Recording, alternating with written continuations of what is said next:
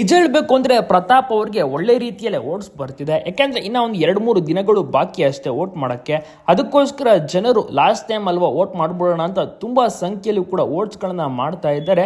ಎಷ್ಟರ ಮಟ್ಟಿಗೆ ಅಂದರೆ ಚಿಕ್ಕವರಿಂದ ಹಿಡಿದು ದೊಡ್ಡವರ ತನಕ ಪ್ರತಿಯೊಬ್ಬರು ಕೂಡ, ವಯಸ್ಸಾದವರು ಕೂಡ, ಸಣ್ಣ ಮಕ್ಕಳು ಕೂಡ, ಅಂದರೆ ಕಾಲೇಜ್ ಯುವತಿಯರು ಕೂಡ ಓಟ್ಸ್ಗಳನ್ನು ಮಾಡ್ತಾ ಇದ್ದಾರೆ. ಒಂದು ಅಡಿಯಲ್ಲಿ 99 ಓಟ್ಸ್ ಮಾಡ್ಬೋದಲ್ಲ. ಸೊ ಹೀಗಾಗಿ ತುಂಬ ಜನ ಒಂದು ಮೊಬೈಲನ್ನು ಇಟ್ಕೊಂಡು ಓಟ್ಗಳನ್ನು ಮಾಡ್ತಾ ಇದ್ದಾರೆ. ಜೊತೆಗೆ ಅಕ್ಕಪಕ್ಕದವ್ರಿಗೂ ಕೂಡ ಓಟ್ ಮಾಡಿ ಪ್ರತಾಪ್ಗೆ ಹೇಗೆ ಅಂತೆಲ್ಲ ಹೇಳಿ ಓಟನ್ನು ಕೂಡ ಮಾಡಿಸ್ತಾ ಇದ್ದಾರೆ. ದೊಡ್ಡ ಸೆನ್ಸೇಷನ್. ಜೊತೆಗೆ ಬೇರೆ ಬೇರೆ ಕಡೆ ಪೋಸ್ಟರ್ ಅನ್ನು ಹಾಕುವುದು, ವೋಟ್ ಫಾರ್ ಪ್ರತಾಪ್ ಅಂತ ಕ್ಯಾಂಪೇನ್ ಶುರು ಮಾಡುವುದು, ಸ್ಟೇಟಸ್ಗೆ ಹಾಕಿಕೊಳ್ಳುವುದು, ಇನ್ಸ್ಟಾಗ್ರಾಮ್ನಲ್ಲಿ ಟ್ರೆಂಡ್ ಮಾಡುವುದು ಎಲ್ಲವನ್ನೂ ಕೂಡ ಮಾಡ್ತಿದ್ದಾರೆ. ಟ್ವಿಟರ್ನಲ್ಲಿ ಕೂಡ ಶೇರ್ ಮಾಡುವುದು ಎಲ್ಲವನ್ನೂ ಕೂಡ ಮಾಡ್ತಿದ್ದಾರೆ.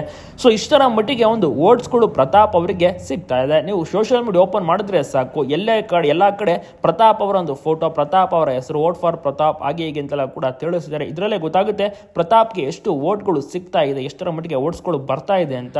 ಸೊ ಕೊನೆಯದಾಗಿ ಒಂದು ಭಾನುವಾರ ಗೊತ್ತಾಗುತ್ತೆ ನಿಜಕ್ಕೂ ಪ್ರತಾಪ್ ಅವರು ಎಷ್ಟರ ಒಂದು ಸ್ಥಾನದಲ್ಲಿ ಇರ್ತಾರೆ, ಯಾವ ರೀತಿ ಓಟ್ಗಳು ಬಂದಿದೆ, ಏನಂದಿದ್ದಾರೆ ಜನಗಳು, ಎಷ್ಟು ಪ್ರೀತಿಯನ್ನು ಕೊಟ್ಟಿದ್ದಾರೆ ಅಂತ. ನೀವು ಕೂಡ ಪ್ರತಾಪ್ಗೆ ವೋಟ್ ಮಾಡ್ತೀರಾ? ಪ್ರತಾಪ್ ನಿಮಗೂ ಕೂಡ ಎಷ್ಟು ನಾವು ಗೆಲ್ಲಬೇಕಾ? ತಪ್ಪದೆ ಕಮೆಂಟ್ ಮಾಡಿ ತಿಳಿಸಿ. ಎಲ್ಲ ಕಡೆ ಶೇರ್ ಮಾಡಿ. ರೈತನ ಮಗ ಪ್ರತಾಪ್, ಮಂಡ್ಯದ ಹುಡುಗ, ಮದ್ದೂರು ಹುಡುಗ ಏನಾಗುತ್ತೆ ಅಂತ ಕಾದು ನೋಡಬೇಕಿದೆ. ಜನರು ಕೂಡ ವೆಯ್ಟ್ ಮಾಡ್ತಾ ಇದ್ದಾರೆ ತಿಳ್ಕೊಳ್ಳೋಕ್ಕೆ. ನಿಮ್ಗೇನು ಅನಿಸಿದೆ ಅದನ್ನು ಕೂಡ ತಪ್ಪದೆ ಕಮೆಂಟ್ ಮಾಡಿ. ಸುದೀಪ್ ಸರ್ ಅವರು ಕೂಡ ಈ ಒಂದು ಭಾನುವಾರ